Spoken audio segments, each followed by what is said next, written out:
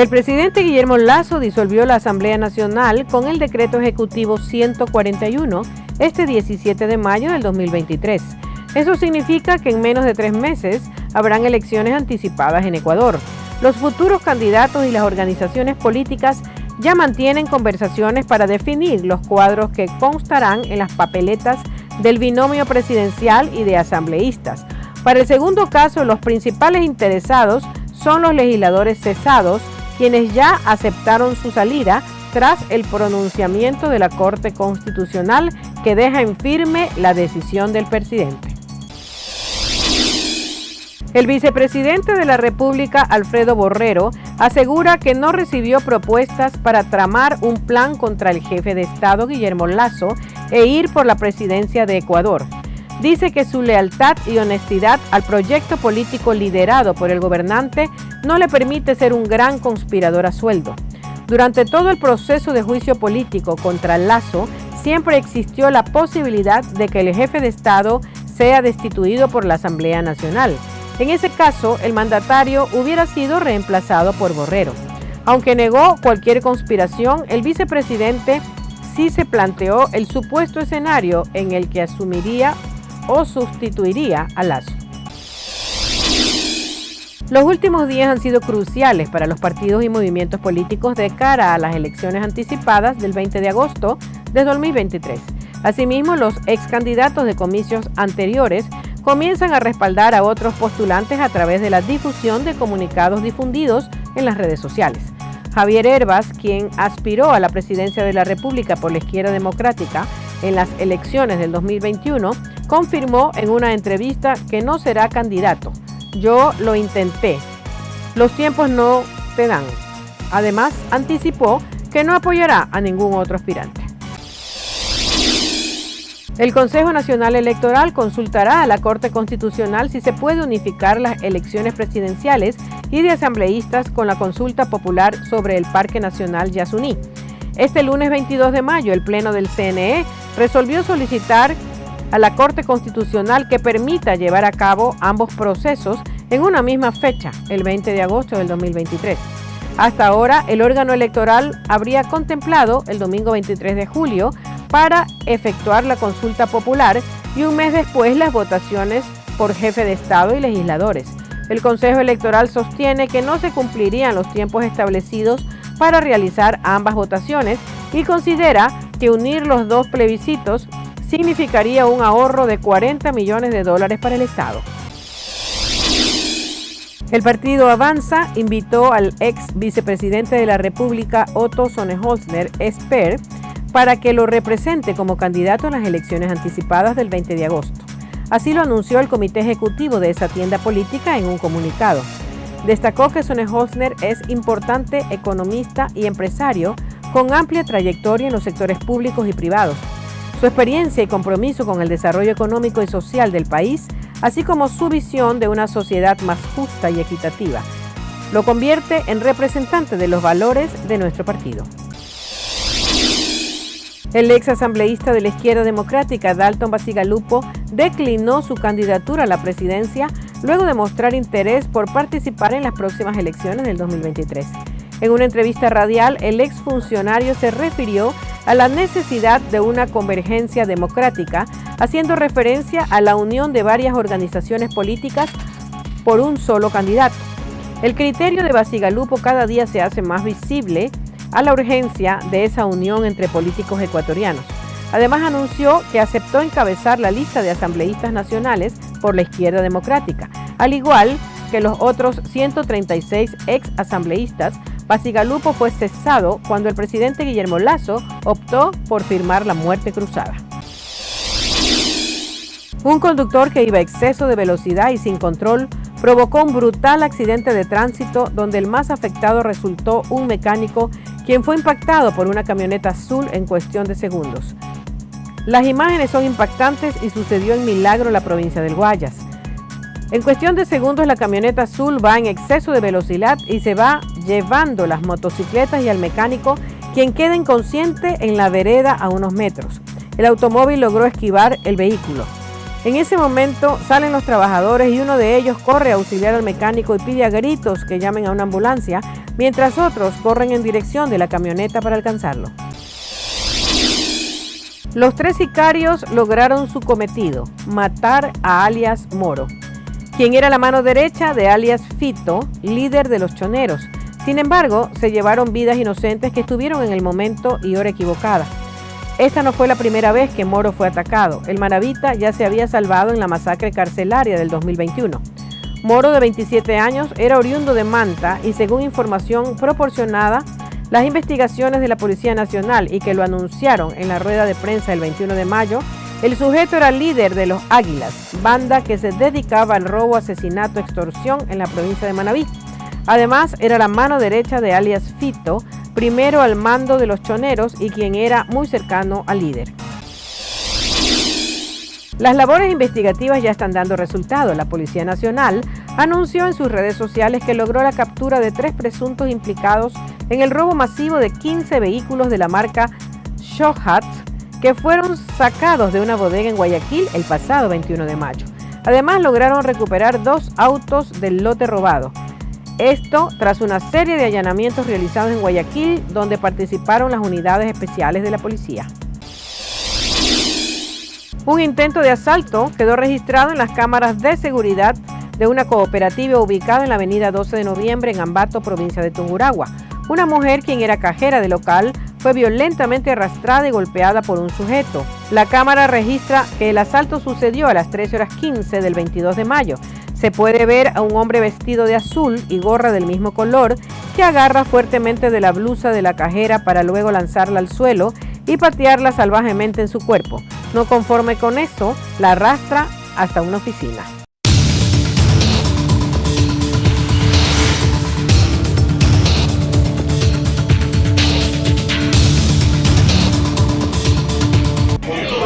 En los últimos 3 meses, 2 reuniones, varias llamadas y decenas de funcionarios intentando persuadirse unos a los otros. Mientras la economía global pende de un hilo, la Casa Blanca busca un acuerdo con la mayoría republicana de la Cámara de Representantes para incrementar el techo de la deuda nacional.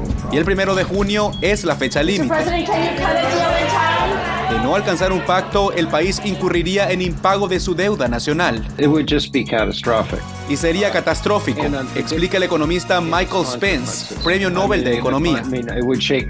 Sacudiría la confianza. No habrá ningún activo seguro. Ciertamente disminuiría el valor del dólar como moneda de reserva. Y los impactos se verían reflejados en la economía global.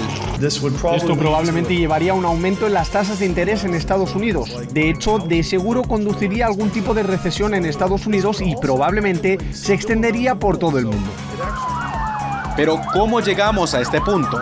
Estados Unidos gasta más del dinero que colecta de sus contribuyentes, por lo que durante décadas el Congreso ha aumentado el límite de endeudamiento para pagar las obligaciones. Eso ha ocurrido unas 80 veces desde 1960, pero en las últimas décadas se ha convertido en una puja partidista. La piedra en el medio en esta oportunidad son las exigencias de la mayoría republicana en la Cámara de Representantes.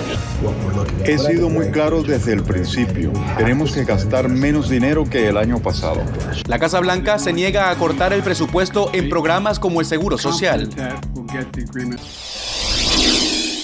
Un nuevo nombre se suma a la lista de aspirantes a la presidencia de Estados Unidos. Se trata de Tim Scott, el primer afroestadounidense republicano en llegar al Senado.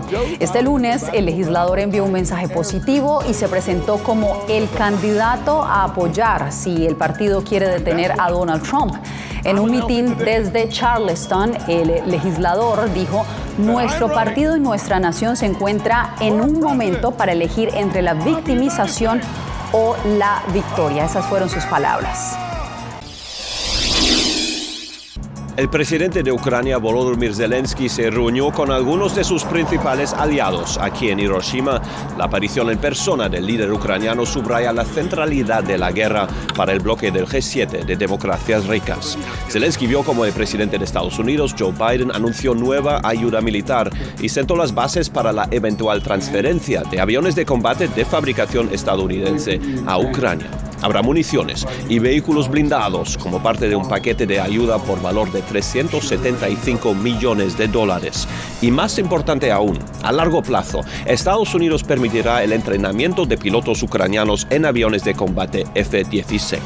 Al margen de la cumbre, Zelensky se reunió con el primer ministro indio Modi, sus primeras conversaciones cara a cara desde la guerra.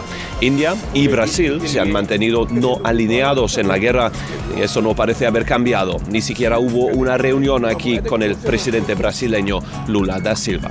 Hubo otras prioridades aquí en Hiroshima, incluidos los desafíos de seguridad en Asia y la ayuda al mundo en desarrollo.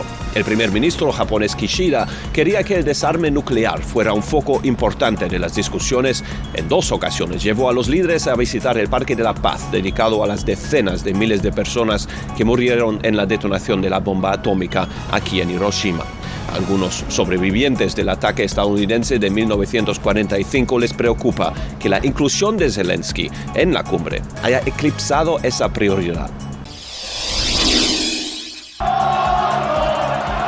Un nuevo caso, el enésimo de racismo, sacude la Liga de Fútbol Española e involucra otra vez a Vinicius Junior, estrella brasileña de Real Madrid, durante el partido contra el Valencia de este domingo, cuando aficionados valencianos le dirigieron insultos raciales, llamándolo mono. No fue ni la primera vez, ni la segunda, ni la tercera.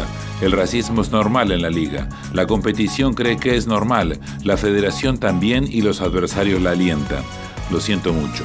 El campeonato que una vez fue de Ronaldinho, Ronaldo, Cristiano y Messi, hoy pertenece a los racistas. El Real Madrid del lunes apeló a la Fiscalía General para que investigue este episodio, definiendo los insultos como un crimen de odio según la ley española. Ahora es verdad que hay un protocolo, el árbitro decía, no, primero tenemos que informar a la gente que se lo hacen otra vez. Tenemos que ir a casa. Laia Bonals, periodista del periódico, opina que España no es un país racista, pero tiene conductas que en un contexto visceral como el fútbol se exacerban. Hay unos individuos que normalmente forman parte del grupo de los ultras de los equipos de España que tienen ese tipo de comportamientos, pero eso ni engloba al fútbol español en su totalidad ni a la totalidad de un estadio en el que había más de 40.000 personas. En España se habla ahora de hacer algo contra el racismo, pero lo que cree Bonals es que se necesita más contundencia frente a los episodios, con consecuencias reales para los perpetradores, empezando con parar los partidos. Porque en el momento en que los aficionados vean que su equipo pierde un partido por culpa de esto, dejarán de hacerlo. La Comisión de la Unión Europea impuso una multa récord a la empresa Meta por el manejo que le da a la información de los usuarios. El principal regulador de privacidad de la Unión impuso una penalidad de $1.300 millones a la gigantesca tecnológica y le ordenó que para el mes de octubre haya dejado de transferir datos de usuarios a Estados Unidos. La Unión Europea ha estado en una larga batalla con Meta, la empresa matriz de Facebook, sobre dónde almacenan sus datos por temores de espionaje cibernético. En la ciudad de Orlando, localizada en el centro de Florida, la construcción de algunas obras se ha detenido por la inasistencia de trabajadores. Según la ONG Hope Community Center, una gran parte de los empleados son migrantes sin permisos de trabajo que están atemorizados por la ley migratoria firmada por Ron DeSantis, el gobernador de Florida. De acuerdo con esta organización, la ley atenta contra el libre tránsito de personas cuando establece que el traslado hacia Florida de ciudadanos de otros países en situación irregular puede ser penado hasta por 15 años de cárcel para el responsable y deportación para el inmigrante a bordo del vehículo. Hay más de 700,000 personas que son ciudadanas americanas que tienen familiares que son indocumentados. Entonces, estas personas también son las personas que tampoco pueden salir del estado con su propia familia. La ley aprobada en Florida busca evitar la migración irregular y neutralizar las operaciones de crimen organizado a través del tráfico humano. La organización Hope tiene como objetivo divulgar las posibles violaciones de libertades civiles cuando las policías estatales, condales o municipales apliquen esa ley. La falta de obreros en las construcciones de Orlando enciende las alarmas entre algunos residentes. Muchas obras, la mayoría de las obras grandes están paradas. La cosecha está parada también, las hortalizas están echándose a perder. Orlando se caracteriza por la actividad turística vinculada a los parques temáticos de entretenimiento. El programa de entrega de comidas puerta a puerta fue el salvavidas para muchas personas mayores durante la pandemia, ya que estaban en riesgo de contagiarse en lugares con multitudes. Como ya soy mayor, para la pandemia me llevan de todo a casa. Abelardo entrega entre 2.000 y 2.500 comidas al día y dice que un 30% de la población beneficiada es hispana. Las personas más vulnerables que tiene la ciudad de New York, recientemente salidos de un hospital o de un home, que no pueden valerse por sí mismos, que no pueden cocinar, les brindamos estas comidas. Estas son shelf stable, que se pueden quedar en una alacena por mucho tiempo. Y también le llevamos comidas calientes, comidas congeladas para la semana completa. Pero la administración de Eric Adams anunció que recortará $12 millones para este programa a partir del año fiscal 2024 y casi $6 millones por cada uno de los siguientes 3 años, lo que quiere decir que personas como Epi se tendrán que valer por sí mismas. Lo que sufrimos somos las personas mayores y no podemos hacer nada, nadie puede hacer nada. Ellos hacen lo que quieren, nadie puede hacer nada. Este anuncio se da justo cuando el segmento de la población de mayores de 65 años va en crecimiento y 1 de cada 5 neoyorquinos se encuentra en la tercera edad según el Centro Urban Future. Al menos 233 adultos mayores están a la espera de este servicio y otros 955 aspiran a reunir los requisitos.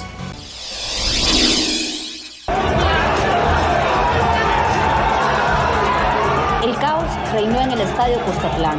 Por razones que aún no terminan de esclarecerse, hinchas de uno de los equipos que disputaban cuartos de final la noche del sábado intentaban entrar al recinto por la fuerza, mientras otros buscaban salir. Carlos estuvo en la trifulca y dice que está vivo de milagro. Sol General tiene 2 o 3 entradas.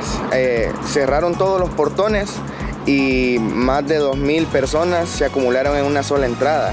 Las autoridades no quisieron abrir los portones, sino que solo habilitaron una entrada. Carlos había ido con su padre al estadio y vivió momentos de angustia antes de encontrarlo. Con otro aficionado que estaba a la par, yo le dije, empecemos a jalar a la gente hacia las gradas, porque la gente aquí se va a morir. Entonces, junto con él, rescatamos como a 8 personas, sacamos a 2 niños que estaban hasta el fondo de toda la multitud y me tocó revisar los cadáveres, darles la vuelta para poder verles el rostro, a ver si uno de ellos era mi papá. Hubo un momento en que la policía nos desalojó, nos dijo que todas esas personas ya estaban fallecidas y adentro del estadio ya pude reencontrarme nuevamente con mi papá. En total, 12 personas perdieron la vida y más de 500 necesitaron asistencia médica. Una centena fue trasladada con traumatismos al hospital, algunos casos severos. Las autoridades han iniciado una investigación para determinar responsabilidades. Vamos a investigar a fondo para poder determinar la responsabilidad, ya sea por acción o por omisión, de algunos encargados que tienen que ver con este evento deportivo. ¿Y cuáles son los encargados? Recordemos que hay presidentes, vicepresidentes de los equipos de fútbol, hay personas que se encargan de la venta de la boletería, de la administración de las taquillas. Al menos 10 personas fallecieron y 9 resultaron heridas en un tiroteo el sábado en una exhibición de autos en Baja California, en el norte de México. Así lo informó el gobierno municipal. Según reportes de llamadas al 911, personas con armas largas salieron de una camioneta gris y comenzaron a disparar indiscriminadamente contra los participantes en una estación de servicio. Al lugar llegaron policías municipales y estatales, infantería de marina, bomberos y la Cruz Roja Mexicana.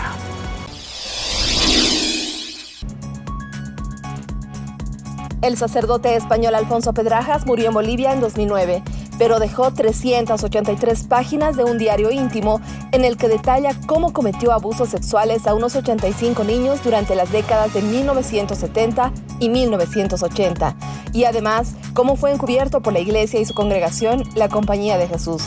Esta revelación del diario El País sacudió a la sociedad boliviana.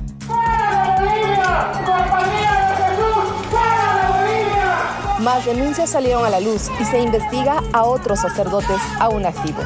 Hay todavía algunas personas que han participado y han conocido de estos hechos delictivos, tan abominables, claro, que estaban en cargos trabajando, ¿no?, en la Compañía de Jesús particularmente. El Procurador General del Estado pidió que los colegios administrados por jesuitas sean intervenidos y la Iglesia Católica se pronunció ante la ola creciente de reacciones en contra de los sacerdotes. Sabemos que no son todos los sacerdotes. Hay que investigarlo y hay que hacer justicia, seguro. Pero lo que pedimos aquí es que no se politice esto. Ya se encuentra en Bolivia el monseñor Jordi Bertomeu, hombre de confianza del Papa Francisco y conocido como el agente 007, encargado de investigar a fondo los casos de abusos sexuales en la Iglesia Católica.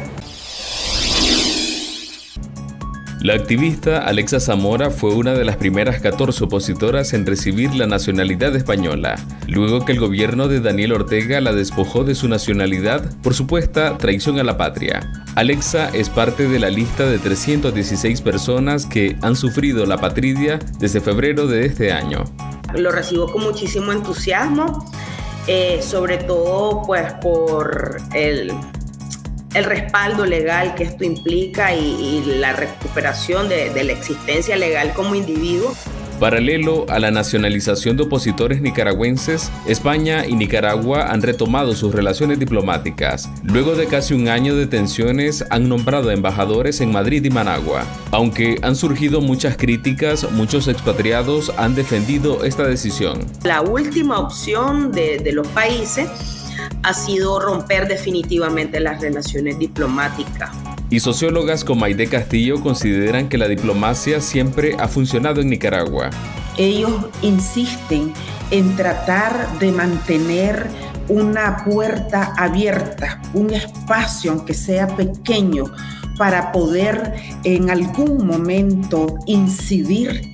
El gobierno de Managua no se ha referido a la decisión de España de otorgar nacionalidad a los expatriados y tampoco sobre el nombramiento de embajadores en ambas capitales. Hola, pandilla. Esto es Dragon Freedom, aquí con una nueva tripulación a bordo de la órbita. De esta manera saludaba Peggy Wilson, ex astronauta de la NASA y comandante de Action Mission 2, al segundo equipo de astronautas y con representación de Arabia Saudita, enviado a bordo de la nave espacial privada SpaceX a la Estación Espacial Internacional, donde permanecerá durante una semana.